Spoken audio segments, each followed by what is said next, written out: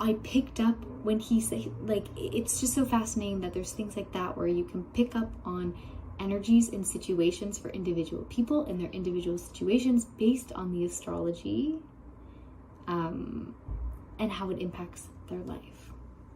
I recommended, did I? Yeah, I did. So anyone who's like kind of a skeptic, I recommend the Astrology podcast hosted by Chris Brennan, because it's like super scientific and super in-depth. And like the people that he brings on this podcast are like, they've been studying this for forever, right? And there's so many facets. There's so much to learn about it. There's so many different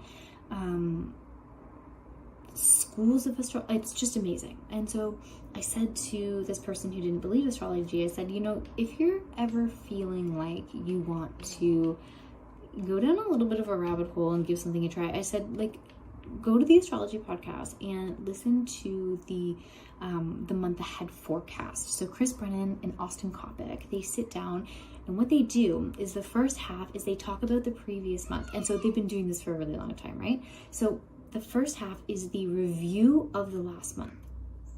So in the forecast of the month ahead, they talk about all the key dates, they talk about all of the energies, they talk about archetypes and planetary influences and things that have happened in the past based on certain like conjunctions or orientations. And then they make predictions about what that's going to look like in terms of world events, right?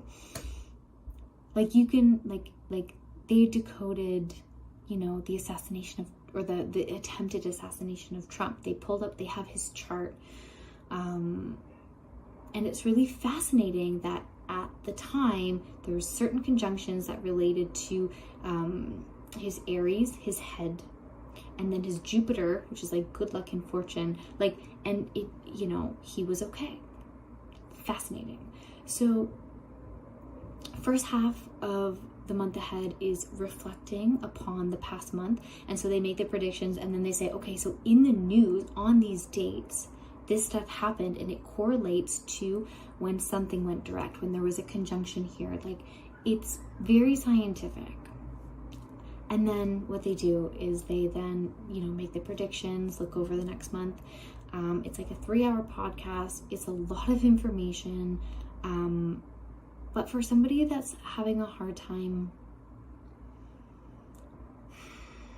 bringing astrology into, say, world events and or like the present moment, because maybe all you know is sun sign astrology or natal, like your birth chart, you can use the planets. I don't like saying use, but you can see what the planets are doing and how it correlates to the globe and like what's happening in the world. It's pretty amazing. It's pretty amazing. So yeah, lovely friend, lovely commenter. Check it out. I said food for thought. It is food for thought, you know. Keep an open mind about it if you can, right? I believe there's truth in everything, you know. Even if something doesn't feel right, it's like, what led to that opinion? What led to the bridging of that knowledge to give the thought of whatever that is? And there's a truth in there. It's so easy to get caught up in like fighting and finding discontentment and disharmony and like, I don't believe that, I don't believe this. But I think it's just more valuable in terms of us being humans and connectors and, you know, people living on this planet, to be like, oh, you're a piece of me. Like, you are a fragment of the whole, just like I am. But you are living through a completely different reality than me. And like, that's totally cool because you have completely different life experiences than I do.